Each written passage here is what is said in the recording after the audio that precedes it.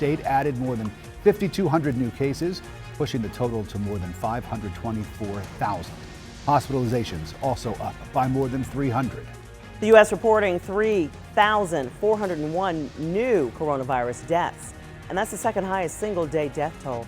Several states seeing more hospitalizations than at any other point during this pandemic.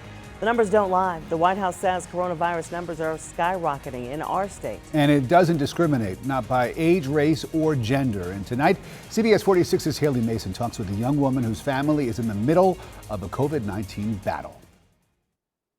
This White House group is listing Georgia as a hot zone and issuing a strong stay-at-home guidance for older Americans. I'm talking to one local family that's seen the coronavirus upturn their home. Molly first tells me she thought she and her husband Jacob just had bad sinus infections. But when Jacob, who has asthma, developed a cough, then a fever that wouldn't break, she knew it was more serious. I finally got my result just a couple days ago, a test that I had taken last week. The Cobb County couple were both diagnosed with COVID-19. I had had 2 negative tests before that.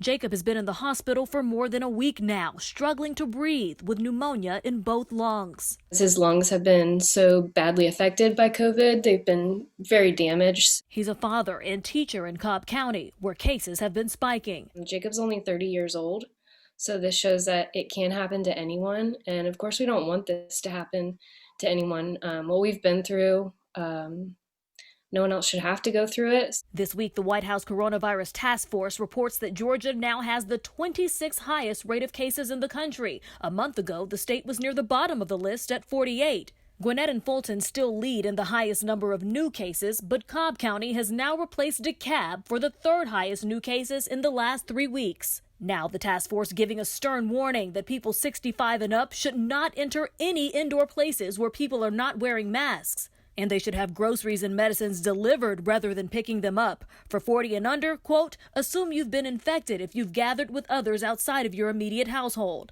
Molly tells me Jacob's mother and brother have also tested positive, adding everyone should take the warning seriously. People say they don't really understand it until it hits this close to home, and it has hit at home. Strong guidance for a very serious time. Reporting in Buckhead, Haley Mason, CBS 46 News.